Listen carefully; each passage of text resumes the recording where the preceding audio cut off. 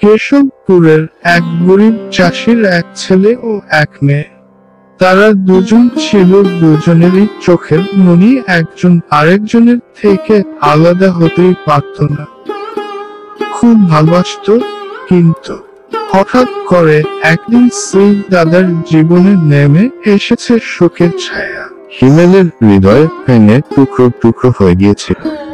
আজ তার ছোট বোন তানজার জন্মদিন।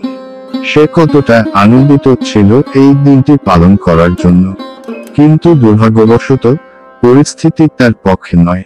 হিমেল একজন গরিব গরুর চাষি।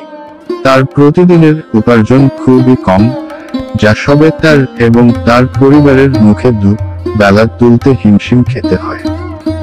তার বোন তানজার জন্মদিন পালনের জন্য কোনো অর্থ জোগাড় করা তার পক্ষে সম্ভব হয়নি।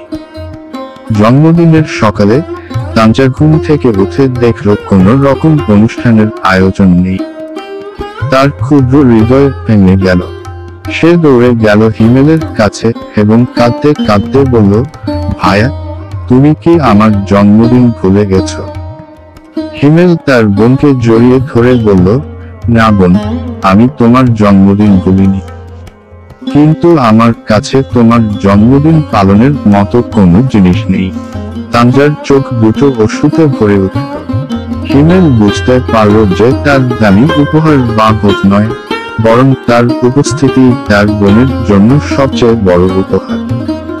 ঠিক আছে বোন, চলো আজ আমরা একসাথে নদীর ধারে বেড়াতে চাই।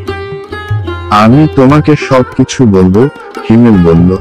তানজা হাসল এবং তার ভাইয়ের সাথে নদীর দিকে রওনা হলো। পথে হিমেল তানজাকে তার পরিস্থিতি ব্যাখ্যা